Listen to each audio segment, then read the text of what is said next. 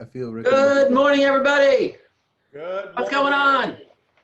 Happy Monday. It is Monday, April the 20th. In case you've lost track of time, Woohoo. we are starting week number 5.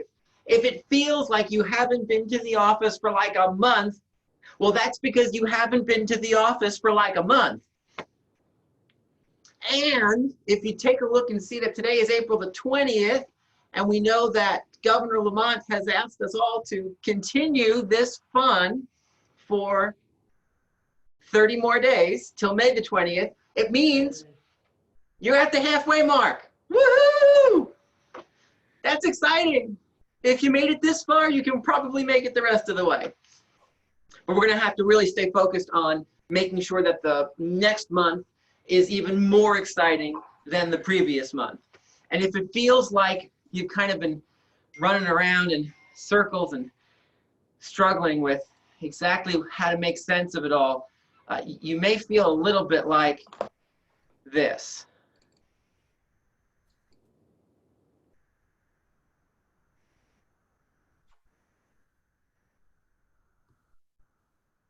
And they're off. Out of the gate, it's coronavirus, followed closely behind by Wuhan-style lockdown. On the outside, it's global pandemic working hard against Flatten the Curve. Social distancing got off to a slow start, but he's now neck and neck with Flatten the Curve. On the inside, it's just a little flu, followed by Trust the Experts. As they pass the quarter poll, 18 months vaccine is working hard to get past Plaquenil. Dr. Fauci is 3 lengths back of the leaders. Stimulus plan is trying to squeeze by PPE as they enter the backstretch. But out on the outside, here comes economic shutdown. Open by Easter, gets bumped a little bit by Dr. Fauci. Flatten the Curve and economic shutdown are battling it out as they head past the half-mile pole. Distance learning stumbled out of the gate, and it looks like he won't be able to get back into it. Not his day today, folks. They are moving at a brisk pace and all clustered together except for my bank account, which is way back of the pack. He might be injured. They might have to pull him up. Toilet paper is nowhere to be seen. He's lost in the pack. As they head into the far turn, it's social distancing still in the lead, but Daily Briefing is lurking 1.5 lengths back. It's a tremendous race, folks. I've never seen anything like it. And now, Cure Worse Than the Disease is starting to make his move. As they enter the top of the stretch, cabin fever is charging hard, but social distancing is holding him off. Economic shutdown is still looking strong, and he's nose to nose with Cure Worse Than the Disease. And on the inside, here comes Dr. Fauci, and down the stretch they come. It's social distancing and economic shutdown now neck and neck. I don't believe it. Dr. Fauci is trying to keep pace, and with 1 furlong to go, it's economic shutdown, social distancing, and Dr. Fauci. And as they come to the wire, it's... oh my God, it's no one fucking knows by a head. Oh, an incredible race, folks. 11-7-12 trifecta pays 117.39. Woo!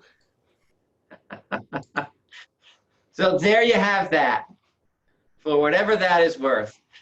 Thank you to Mary Pat Sexton for sending that along. As I said, if you find something fun for us to kick our day off with, please do send it along, because we are absolutely encouraging any contributions that you can possibly take. One quick thing to mention. Some of you have noticed my new stylish do. Let me give you just a quick. Wow. That's called an at-home haircut. How many of you have participated in at-home haircuts in the last couple of weeks? No. Woo! Isn't it fun? It's awesome. It's awesome. You just can't look too close. Things are kind of sticking places and whatnot. All right. So a couple quick announcements. We have a quick topic to discuss, and then we're going to cruise on forward. Some great things for you on the schedule this week. Do dive into that online calendar. I know today we have a lunch and learn at 1, I think, right, with Paul and Karen at Westport Mortgage. So make your lunch and join them at 1 o'clock for a conversation around keeping transactions together. Do tune in at 4:30 today. At 4:30, many of you received some information over the weekend about unemployment. I am going to go through that a little bit more in depth at 4:30 today.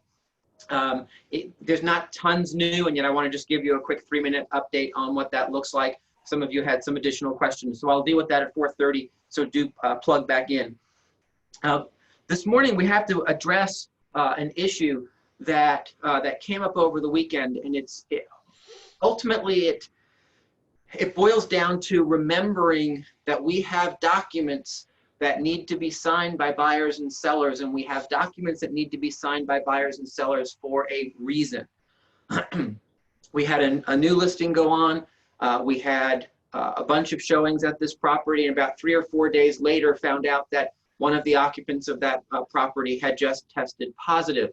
And so understand that without those documents, everybody now is in danger.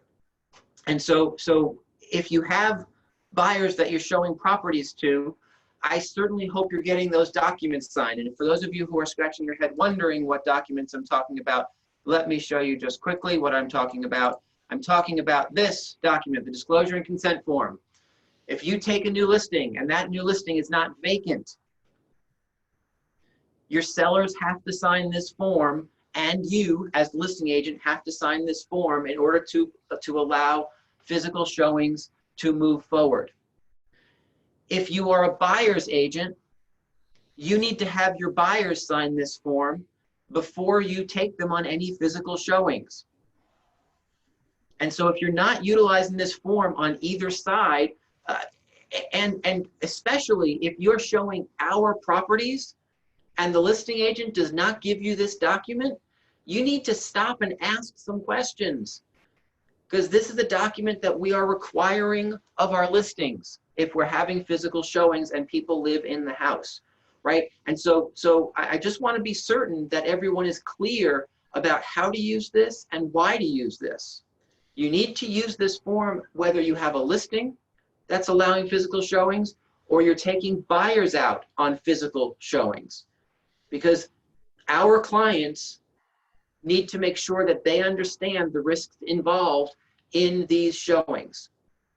In this scenario over the weekend, the seller that we're dealing with does not live in the house, but the family lives in the house.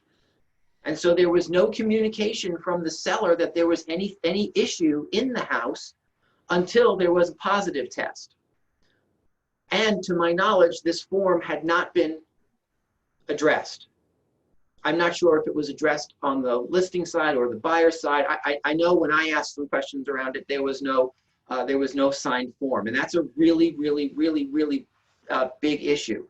Are there any questions around how and when to utilize this document? Rick, so is this only for like buyer's agents if they're showing a Keller Williams represented property, or just all buyers need to sign this form?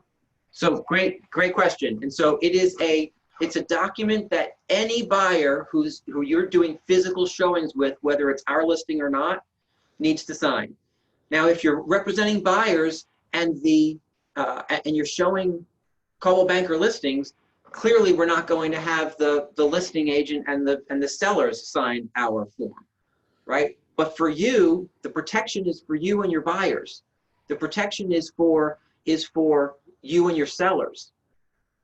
And here's how it protects everybody.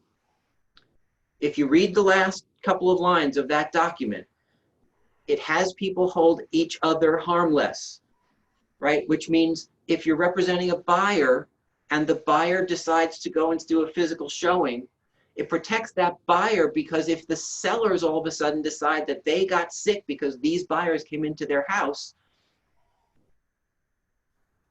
they're protected via the hold harmless, right? Our protection is the same via that hold harmless.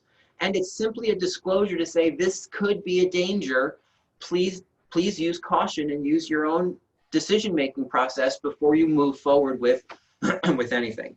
So I just want to be, and then Silva makes a great point.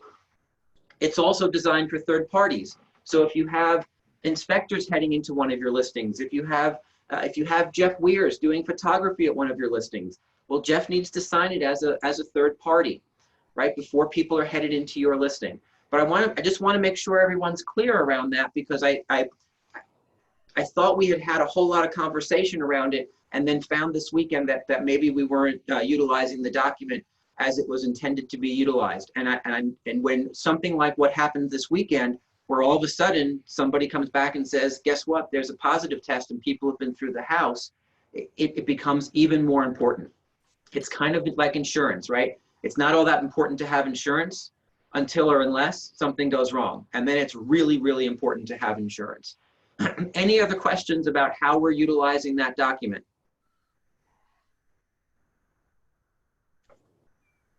So Mary asks, if it's not a KW listing, should we attempt to have it executed by the seller and the agent?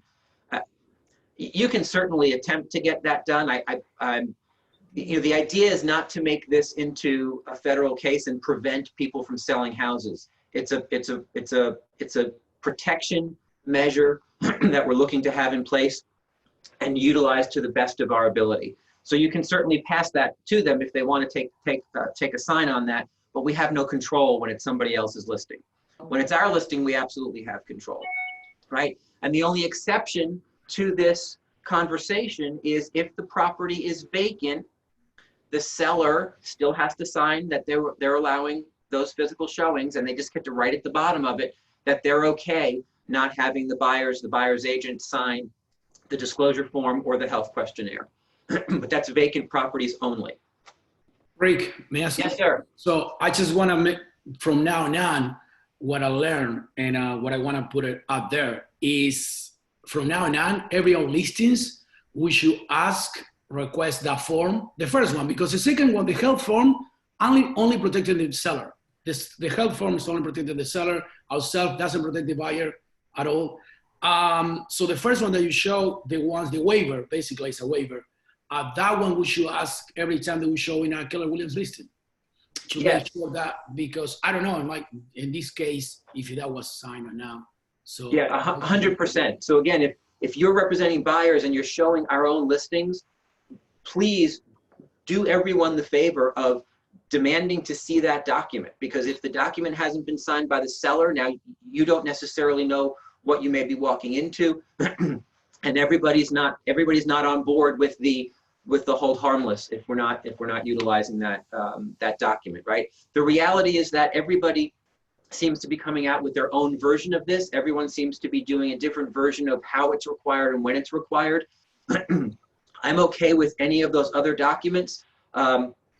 If you don't want to sign something, you want to get my eyes on it first, just take a picture of it and text it to me, and I'll be happy to read it before you sign it. As a matter of fact, I encourage you to do that before you sign documents. And Jody's suggesting that we go ahead and send those forms out again. We will absolutely do that later this morning. Rick, can I just comment? Yes, Jen, go ahead. I actually have a vacant house, and it's been for sale. I put it on for rent, and so I've been getting quite a lot of showings, even though it's vacant, because there have been a number of people in there. I'm still making all the tenant agents have their clients sign, because I don't know who's been in that house. Mm-hmm. So that was the choice that I made. Yeah, and you absolutely have that right to make that choice in conjunction with your seller, right, or landlord. And so as long as those decisions are being driven by the client in conjunction or in consultation with you, you can absolutely overuse it if you want. Not that that's necessarily an overuse, and you know what I mean, right? Well, my sellers keep going back into the house, and she's pregnant, so we're being extra cautious. Yeah, I 100% agree with that. If the seller is not reachable to sign, tell me what that means. Do you mean our own seller? If our own seller is not reachable to sign, how are we getting signatures on a listing contract or on an offer if one comes in? That's me. My seller is in a nursing home with her husband, so she has no access to sign the documents. Does she have a power of attorney? No. Yeah, that's, does the husband own the property as well? No, it's in her name. He's got dementia. And so the nursing home has said because of what's going on, they cannot get out at all. If she leaves the nursing home, she cannot go back. So she's stuck in there. Yeah, so what I would do, is I would call the nursing home and get somebody on the nursing staff to understand that there's a resident, there's a spouse of a resident there who needs to have access to a document to sign for the sale of their home. Either email or fax it to the nursing staff and have them get her signature and send it back. I'm certain you can find someone to help you facilitate that. But until then, if someone's living in the house, then no physical showing should be happening. And if no one's living in the house, until we have that signed from the seller with a waiver at the bottom about getting the buyers and buyer's agents to sign, then we should really not be showing the property. Okay. Make sense? Should we include in the listing also, like if the form is not signed, like a 2-hour notice, and if it's not signed, they could be denied access into the house? I don't think that's a bad idea at all. I mean, be clear in the listing, right, about what the requirements are. I would be posting the document on the listing as a PDF so that people can download it and get it out to their folks, right? So we'll send out a whole nother round of this today to just as a reminder to make sure that everyone is utilizing the documents that we've prepared. And please do note, within the sound of my voice, this is not a strong suggestion. It is a requirement. It is a requirement. It is not a state requirement. It is my requirement as the broker of these offices to utilize these documents. And so if there's pushback, please don't say it's required by the state, because it's not required by the state. You can absolutely blame me for any and all pushback that you might get. And if you're struggling with getting things signed, just reach out to me and I'll help you with some conversations around that. Make sense? Rick, can you just give clarity again as to if we have buyers that we are taking to all properties, whether they're Keller Williams or other properties, what is it that we do with them in terms of protocol? So when you have buyers who are being physically shown properties, you utilize the same form and you have them, where is that form? Let me just pop it up again. You have them sign over here, buyer third party, and you're the buyer's agent. You'll likely not have the seller side signed because you'll be showing other companies' listings, but certainly the buyer needs to sign and you need to sign on this side for their protection. If you're showing our listings, you're going to want to ask the listing agent for a form signed by the seller, and then the buyers can sign that as well. All right. So again, if you have any other questions, please do reach out to me and let me know. Let's make sure that we're keeping ourselves, our sellers, our buyers all focused and protected and safe. With that, uplifting and enjoyable conversation for this morning. Woohoo! Let's pass it to Adonis for Marty Miller. Thank you, Rick. I appreciate it. Always good to make sure we're doing what we need to do for ourselves and our clients. Today is day 16 of the 66-day challenge, so we're getting through it. We're going to learn how to bulk unsubscribe contacts from a smart plan. So this is one of the shorter videos, so let's take it away, Marty Miller.